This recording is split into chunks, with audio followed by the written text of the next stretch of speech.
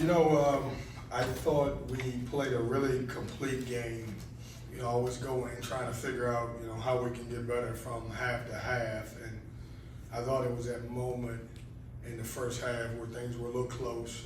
Offensively, we were not clicking, and our defense inserted into the game where I think we went on a 19-0 run. I thought the guys were very active. We spent a lot of time on Monday really getting better in our press. That was the advantage of having a few days off, and we worked on some stuff. We improved, and I thought it paid off for us.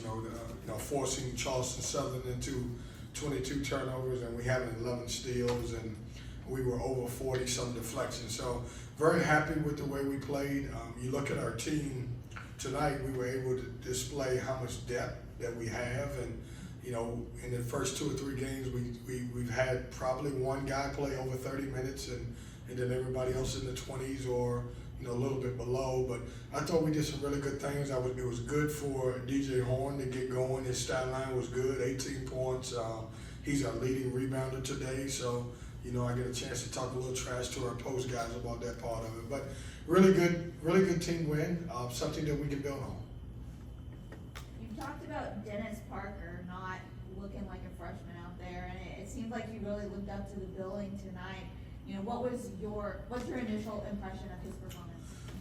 He's a sponge. He and I had a great conversation the other day, and it was about expectations and what I'm looking for from him. And I said, Dennis, in 2 games you only got 5 rebounds, so he goes out and rebound. He's probably been our top 1 or 2 guy leading us in deflection the first 3 games. Played active, did a great job. He grew today. He got a lot better today, and that's good, because as Dennis Parker becomes a better player as a freshman, it's only going to help our team. Kind of felt like the press in the first half was trying to energize the team, but then when you went with 4 guards and DJ Burns, it just went to a different level of energy.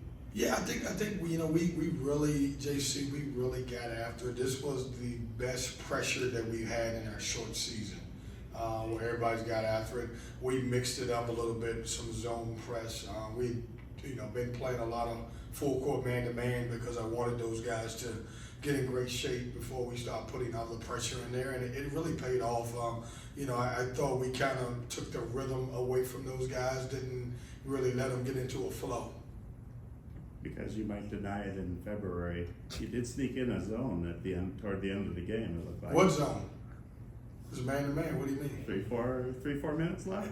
I don't know. I think Vanderbilt has to spend a lot of practice time preparing for some zone. If we played a zone, that means one of the assistant coaches called it. I didn't know. No, we played a little zone. We did. I thought it was active. What did you think of the ball movement tonight? In the first half, shots weren't falling, but I felt like the ball was moving around a lot and creating open shots that just weren't falling. Yeah, I love our numbers. On the early season, we've taken care of the ball. We had only 6 turnovers tonight. We've had now a game with 13 assists and then 19 the other night, but we shared the ball. I think being off for a little time kind of, threw our offense a little bit, but it helped our defense. It helped us. We had a little bit more fresher legs on the defensive end.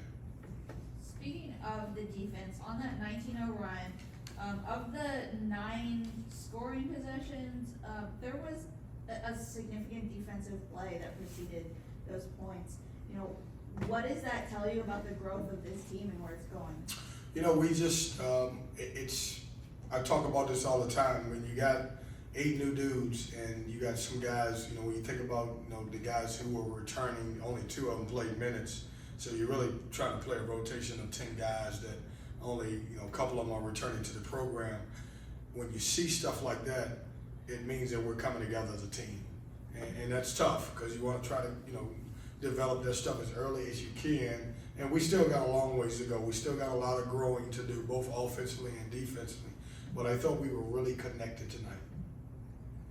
How well are you seeing Mo and DJ Burns kind of coalesce in the front court? I think they're doing a good job. I think the great thing about it's so easy to play with DJ Burns because he looks to pass, and even though he's very efficient, there was a moment now he had his offensive moments in the game, and played so well. But you know, for him, I know he'll look at this and say he had 16 points, but he'll love the fact that he had, you know, a few assists. It says one. We got to check the box score on that, but he made some plays and he demands so much attention that, you know, guys will have an opportunity to be open. But I think those two guys are playing really good basketball together. I love it when we can go smaller at times, when we put Dennis at the 4 or sometimes even Casey. But we've got different lineups that we can throw at you. When you have a one game in whatever amount of days, 10, 11 games between Abilene Christian and Vanderbilt, I'm sure that guys are able to catch up academically. I'm sure there's things you're able to do in practice. Does it kind of feel like a second preseason a little bit when you have one game in whatever amount of days this will be? Not really, JC. It's so early. And, you know, it's the way these schedules are set up is, you know, you're either going to play a lot of games really early, then have a break somewhere around Thanksgiving and into that part of it. For our situation, it just happened that we have 3, and then when we get to Vegas from that point on, it's like, you know, maybe an NBA schedule we get to go on. But you do have a chance to work on, you do have a chance to work forward, you do have a chance to be able to work on some things. But it's always, for coaches, it's a dangerous thing because, you know, when you're playing good basketball, you want to play every other day. And when you're not, you need a break. You want to be able to work on some things. So it's good and it's bad at times. Going back to Burns, what did you think of that spin move dunk that he had during that 19-0 run? Is that his first dunk here? I don't know. We got to figure it out. That was pretty smooth right there. It was great. He made a great move, and as you guys know, he's fun to watch. He can, you know, he can make plays, and I thought that was a really spectacular play in the game. We've seen L.J. Thomas a little bit early, but do you expect him to have a bigger role in the lineup, or could we see him redshirt? No, we won't redshirt. You know, our basketball is a little bit different than football. You know, I think football you can take 4 games and, you know, be able to redshirt. In basketball, once you play unless there's an injury. He's gonna play. He just got to obviously, you know, we've got so many guys we're developing. We're trying to figure out our rotation, and I thought he did a good job with his minutes that he had tonight. On that note, do you wish that NCAA would have some sort of allowance of, like, you know, number of minutes played being redshirt eligible, and, you know, that has certainly helped with, like, in the case of some injuries, for example? Not my call. I don't know. I don't know what it looks like. We play so many games, and so, you know, if it's 4 for football, what would it be for basketball if you're doing it on a percentage? So it's hard to figure that out. In basketball, you make a play. If they did it that way, you may play half of your games and then decide to redshirt. So I don't know. It's not my call. Who gets the game ball for today's game? I would give the game ball to DJ Horn. I thought, you know, I look at the stats that win you the game. I thought he rebounded the ball. I thought he was very solid. Yeah, he scored the basketball. But for me, the game ball goes typically to the guy who I think impacted the game in a positive way other than just scoring. There were some Wolfpack legends in the house. Does the team get a little more juked, a little more excited by that? Man, to have legends, and I just say more than that, we know about the GOAT, and the GOAT's the GOAT. But when you got, you know, members of the 74 team championship and you got members of the 83 team championship, you better play hard because those guys know how to play. And those guys were the backbone of anybody who comes into this program from that point on. And not only were they a good team, they're good people.